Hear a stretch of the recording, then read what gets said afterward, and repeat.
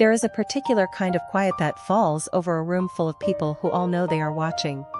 You be humiliated and have decided, together, to say nothing. I felt that quiet settle over my father's living room on the afternoon of his funeral, the moment my stepmother put her hand lightly on my shoulder, steered me away from the long dining table where the adults were being seated, and pointed me toward a folding card table in the sunroom. A paper tablecloth, plastic cups, my father's 4 grandchildren already halfway through their juice boxes. "You'll be more comfortable back here, Eleanor," Sharon said, and she smiled the warm, public smile she saved for moments when other people were watching. "Real family sits up front. You understand, I was 43 years old, I had just helped carry my father's casket. And I was being sat at the kids' table, in the house I grew up in, on the day we buried him. I did not make a scene, I never made a scene, that was the whole problem. And it had been the whole problem for 37 years. I set down my plate at the little table, and I smiled back at my nephew. And I told myself the same thing I had told myself my entire life. Don't ruin it, don't be the difficult one, let it go. My name is Eleanor Hayes. Everyone who ever actually loved me called me Nell, and by that afternoon there was exactly one person left alive who did. This is the story of the family that spent 4 decades treating me like a guest in my own life. The father who was too gentle to stop them while he was living. And the single sentence a lawyer said out loud in that crowded room, that changed everything I thought. I knew about the man we had just put in the ground. Stay with me until the end. Because they sat me at the kids' table to show me my place. And then a stranger with a leather folder stood up and called my name, and the whole room went still. Let me take you back to the beginning. Because you cannot understand a card table in a sunroom, until you understand the 37 years that led to it. My mother died when I was 6. Her name was Catherine. And I remember her the way you remember a warm room you were carried out of while you were sleeping. A voice. A particular perfume. The feeling of being the most important person in the world to someone. I have spent my whole life trying to remember her face without the help of the photographs. And I have never quite managed it. And I think that failure is the first grief of my life. The one all the others were built on top of. My father, Tom Hayes, was a woodworker. A real one, with a shop that smelled of cedar and machine oil. Hands that were always a little rough, and a quietness in him that I mistook, for most of my life, for peace. He built Hayes Millwork from a one-man garage operation into a company that made custom cabinetry and staircases for half the fine homes in our county. He was good with wood and gentle with people. And those two things, it turned out, do not protect a little girl from what came next. What came next was Sharon. My father married her 3 years after my mother died. I was 9. I remember wanting so badly to love her, because I wanted so badly to have a mother again. And children will pour love into any container that is shaped remotely like the thing they lost. Sharon accepted that love, the way you accept a coat from someone at a party, politely, and only until she could set it down somewhere and forget it. Sharon came with 2 children of her own, Derek who was 11 and Ashley, who was 7. And here is the thing I understood only much later, the thing that took me decades to name. From the day Sharon walked into our house, there were 2 categories of child in it. There were her children, and there was me. And the entire architecture of our family was quietly, relentlessly organized around that single distinction. It was never loud. That is what nobody on the outside ever believed. There was no wicked stepmother screaming in a kitchen. Sharon was far too smart for that. It was done in 1,000 small allocations, each one too minor to protest without looking insane. Derek and Ashley got the bedrooms upstairs, near their mother. I was moved to the small room off the back hall, the one that had been my father's office, because as Sharon explained, the older children needed their space, and I was such an easy, adaptable little thing. I was 9, and I was already learning the language that would define me. Easy, adaptable, low, maintenance. Words that sound like compliments and function like a leash. When there was money for one summer camp, it went to Ashley, because Ashley had trouble making friends and needed the confidence. When Derek wanted to play hockey, an expensive sport, the family found the money. When I asked at 12 for art classes, I had my father's hands, I could draw. I was told gently that things were tight right now, and didn't I understand? And wasn't I always so good about understanding? I was always so good about understanding. I built my entire childhood personality around being the one who understood, because being easy was the only currency I had found that bought me even a sliver of belonging. If I never needed anything, I could never be a burden. And if I was never a burden, maybe I could stay. That was the fear underneath all of it. The one I could not have put into words as a child, but felt in my body every single day. The fear that I was provisional. That my mother had been the thing that made me belong, and with her gone, my place in the family was a kind of guest pass that could be revoked if I was ever any trouble at all. My father saw some of it. I know he did, cause every so often, he would find me in the back room and sit on the edge of my narrow bed, and tell me I was the best thing he had ever made, better than any staircase. He would take me to the shop on Sundays, just the two of us, and let me sand the edges of things, and out there in the sawdust I was not the provisional child. I was his daughter, his real one, his first one. Out there, I mattered. But a father who loves you in the shop, on Sundays, and lets you be erased in the house every other day of the week, teaches you something confusing and lasting. He teaches you that love and protection are two different things, and that you can have the first, without ever once receiving the second. The thing about being the provisional child is that the erasure does not stop when you grow up. It simply changes clothes. I want to walk you through it the way it actually happened, one piece at a time. Because any single piece sounds small enough to dismiss. That is exactly how it works. It is the accumulation that breaks you. And the accumulation is designed to be denayable. When I was 17, there was a family portrait. Sharon arranged it, a real photographer, everyone in coordinated blue, taken in the good light of the backyard. I remember getting dressed for it. I remember coming downstairs. And I remember Sharon looking at me and saying that, actually, this one was going to be just her, my father, Derek and Ashley, because it was for her side of the family's Christmas card, and it would be simpler. My father was already positioned on the bench. He looked at me, he looked at Sharon, and then he looked at the grass, and he said nothing. That photograph hung in the front hall of my childhood home for the next 26 years. 4 people in blue. I walked under it every time I visited.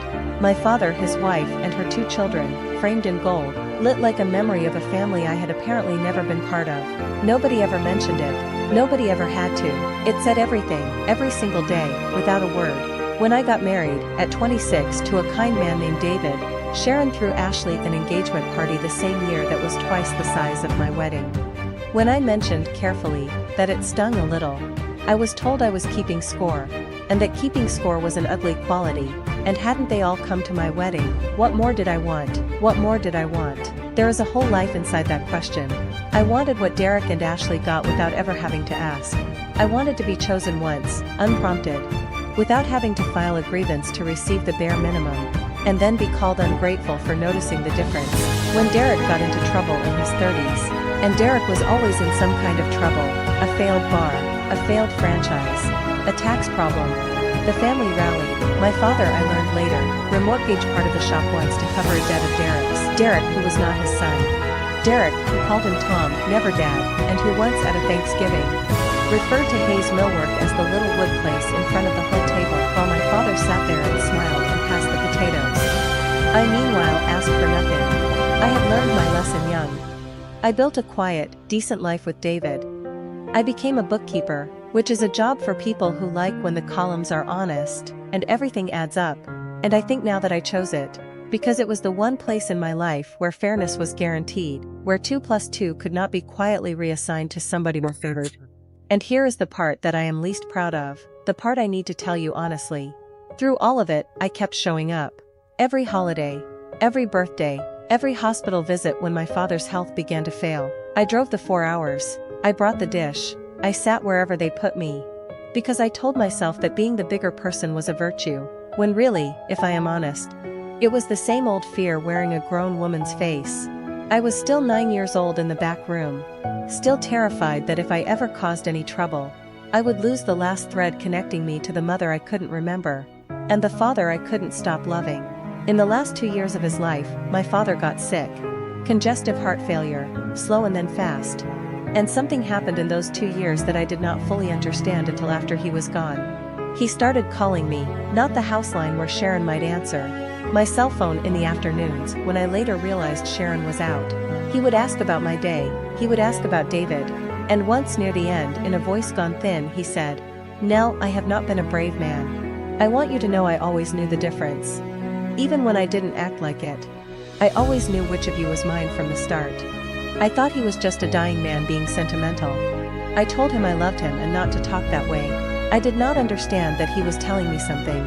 I did not understand that my gentle, passive conflict, avoiding father had, in the quiet of those last 2 years, finally decided to be brave in the only way he had left, not out loud, not to their faces, but on paper, where it would count, where for once they could not talk over him or pass the potatoes until the moment passed. I did not know any of that yet. All I knew, on the day of the funeral, was that my father was gone, and that the one thread was cut, and that I had come home to grieve him and been shown, one final time, exactly where they thought I belonged. The funeral itself was beautiful, and it was not for me. Sharon planned all of it, and she planned it as a performance of her own grief. She wore black that had clearly been chosen with care. She received the mourners at the front of the church like a widow in a film, accepting condolences with a brave trembling dignity, while Derek stood at her side with his hand on her back, and Ashley dabbed her eyes, and the three of them formed a receiving line that I was not invited to stand in. I sat in the second pew. Not the first. The first was full, Sharon, her children, their spouses, the grandchildren. I sat behind them, the dead man's only blood child, close enough to smell Sharon's perfume. And when the minister spoke about Tom's beloved family, he named them, one by one, and he did not name me. Someone had given him the list, I can only imagine who. But it was the reception afterward, back at the house, that finally did what 37 years had been building toward. I helped carry the casket. I want you to hold on to that. My father had specified it. It was, I would learn. One of the few instructions of his that made it through. And so I was a pallbearer for my own father, the only woman among them, and I felt the terrible weight of him on my shoulder, and I thought, this is the last thing I will ever carry for you. And I was proud to do it. For one moment, carrying him, I felt like his daughter in front of everyone. And then we got back to the house, and Sharon put her hand on my shoulder, and she steered me to the card table in the sunroom. Real family sits up front, she said, you understand. I looked past her at the long dining table, my father's table, the one he had built with his own hands extended with both leaves. Sharon's seat was at the head. Derek and Ashley and their spouses filled the sides. There was, I counted, one empty chair. There was room. There was a chair, and the choice had been made to send me to the sunroom instead. On the day we buried the only parent I had left, in the house where I had grown up, I sat down at the little table. My nephew offered me a juice box, and I took it because he was 8 and kind, and had not yet learned which category I was in. And something happened inside me that had never happened before in 43 years. I did not get angry. I got quiet. The exact kind of quiet I had felt fall over the room. It was the quiet of a ledger finally being closed.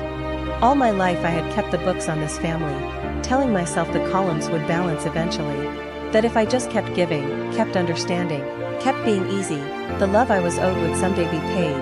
And sitting at that card table, holding a juice box, I finally did the math I had been avoiding my entire life. The account was never going to balance. It was never meant to. I had not been an underpaid member of the family. I had been the family's unpaid help, and help does not sit at the table. I decided right then that this was the last thing I would ever attend.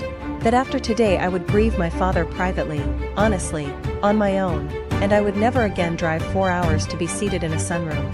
I was not angry, I was done. There is the enormous difference between those two things. And Sharon, who had only ever had to manage my anger, did not yet know that I had moved past it into something she could not manipulate at all. I had made my quiet decision. I was going to eat, and I was going to leave, and I was going to close the book on all of them forever. And that is the exact moment the front door opened, and a man in a gray suit stepped into the crowded living room with a leather folder under his arm, and asked, in a voice loud enough to stop every conversation in the house, whether Eleanor Hayes was present. The man's name was Mr. Abbott. He was my father's estate attorney, and, it would turn out, one of the last real friends my father had. A man Tom had known for 30 years, who had made the cabinets in Abbott's own home, who had sat across a desk from my father in his final months and helped a dying gentleman finally do the one brave thing of his life. Sharon rose from the head of the table, with her practiced smile, and moved toward him. Hand extended, already speaking. Mr. Abbott, how kind of you to come. We're just having the reception, but if you'd like to discuss the estate, perhaps next week we could. I'm looking for Eleanor, he said, not unkindly. But he did not take her hand, and he did not stop scanning the room. And he said my name again. Eleanor Hayes, Tom's daughter. I stood up from the card table in the sunroom. I felt every head in the house turn to follow the sound of that chair. I said, "I'm Nell." And Mr. Abbott's face changed when he saw where I had been sitting. He took in the card table, the paper cloth, the grandchildren, the juice box still in my hand. He took in the long dining table with its one empty chair. I watched a man who dealt in the cold arithmetic of estates do that same arithmetic in a single second. And I watched something like anger move behind his eyes, and then something like resolve.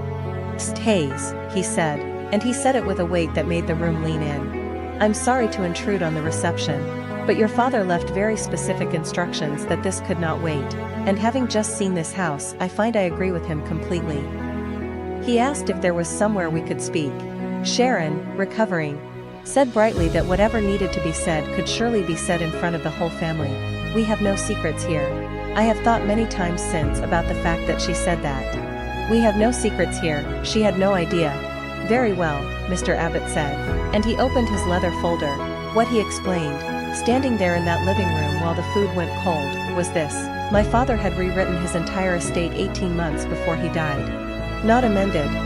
Rewritten, from the ground up, with Mr. Abbott, in a series of private appointments that no one in that house had known about. And in that new ironclad, carefully witnessed will, my father had left the whole of Hayes Millwork, the company, the building, the land it sat on, the equipment, the accounts, the name, to me, to Nell, his daughter, his first one, his real one. As he had said on the phone in a voice I had not understood. The company, Mr. Abbott noted, along with the commercial property and my father's personal savings, was valued at just over $3 million. He was not finished. My father had also named me the sole executor of his estate, which meant that the house we were all standing in, the house with the 4 people in blue portrait in the front hall, the house where I had just been sent to the sunroom, was part of an estate that I now had the legal authority and responsibility to administer. Sharon had a right, under the will and the law, to remain in the home. My father had not left her homeless, he was not cruel. But the house itself, and everything in it, and every decision about the estate, now ran through me. The daughter at the kids' table was, as of that afternoon, the person holding the pen. And then Mr. Abbott did the thing my father had asked him to do. The instruction he had told me could not wait. He removed a sealed envelope from the folder. My name was on the front, in my father's handwriting. That careful, blocky woodworker's print I would have known anywhere. And Tom Hayes had left explicit instructions that this letter was to be read aloud. In front of the family, at the first gathering after his funeral. My gentle father, who had never once defended me out loud in 37 years, had arranged to defend me out loud. On the one day he could be certain everyone would be in the room, he had found a way to finally say it where they could not pass the potatoes until the moment passed. Mr. Abbott asked if I wanted him to read it. I could not have spoken. I nodded, and he read. "To my Nell. If you are hearing this, then I am gone. And I am sorry to do it this way, but you and I both know it is the only way I ever managed to be brave. I have something to confess, and something to explain. The confession is this: I watched them make you smaller your whole life, and I let it happen.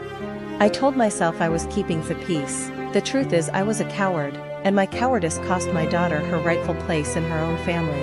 And there is no woodwork fine enough to sand that smooth. I knew from the first year which child was mine and which love was real. I always knew. I just never said it when it could cost me anything, so I am saying it now when it can. The explanation is this: in my last years I finally opened my eyes to what had been happening to the money, and to me. I will not list it here. Mr. Abbott has the records, and you, of all people, will understand a ledger. It is enough to say that I saw who had been taking, and who had only ever given, and I decided that for once the wood would be cut fair.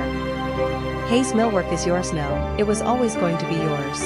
You are the only one who ever loved the smell of that shop, the only one who ever loved me in it instead of for it. Run it, sell it, burn it down, it is yours to decide, and no one on this earth gets a say but you. I am putting the pen in your hand, the way I should have put it there a lifetime ago. And Nell, wherever they have seated you today, I want you to stand up. You were never the guest in this family. You were the foundation. I am only sorry it took a dead man to say so. All my love always. Dad. Mr. Abbott lowered the letter. The house was absolutely silent. I was still holding the juice box. I want to tell you that I said something devastating in that silence. A perfect line, the kind you rehearse in the shower for 30 years. I didn't. I set the juice box down on the card table, and I walked past the long dining table, past the one empty chair, and I went and stood beside Mr. Abbott, because for the first time in my life I understood that where I stood in a room was my decision and no one else's. And I said the only true thing I had. I said, "Thank you for reading it out loud." He'd never have gotten through it himself. And then I looked at Sharon, who had gone the color of the paper tablecloth, and I did not scream, and I did not gloat. I simply said, "I think the reception is over." What happened after that took months, not minutes.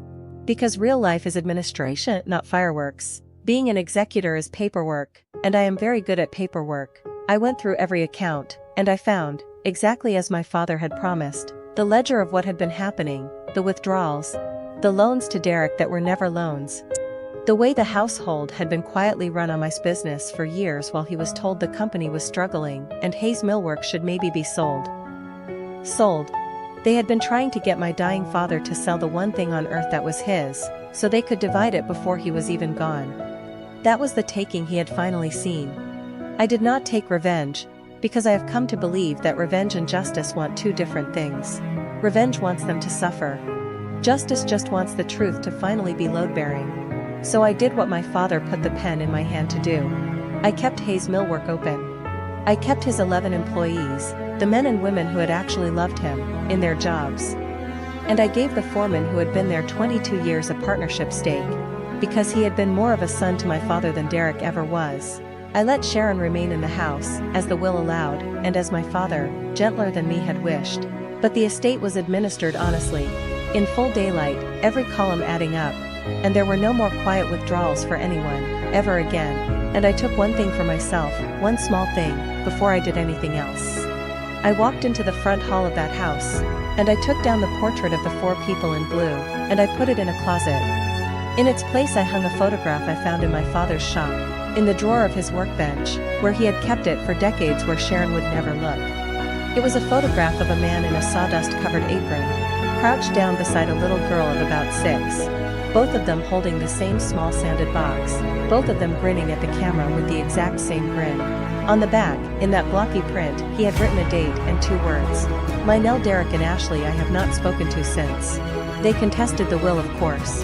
They lost, of course, because a coward who finally becomes brave with the help of a 30-year attorney does not leave loose ends. Sharon sent me a card the following Christmas, the first piece of mail she had ever sent me in my life, and it began, "Dear Eleanor, I think it's time we put the past behind us as a family." I did not answer it. Some doors do not need to be slammed. You simply stop being the one who keeps propping them open. So here is what my father's letter taught me, 43 years too late, and exactly on time. Being easy to love is not the same as being loved. If your place in a family depends on you never needing anything, never taking up space, never being any trouble, then it was never a place at all.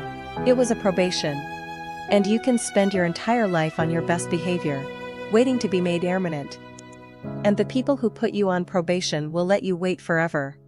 Because your waiting is useful to them, and your belonging would cost them something. Where they seat you is not who you are. They can put you at the kids' table. They can leave you out of the portrait, off the receiving line, out of the minister's list.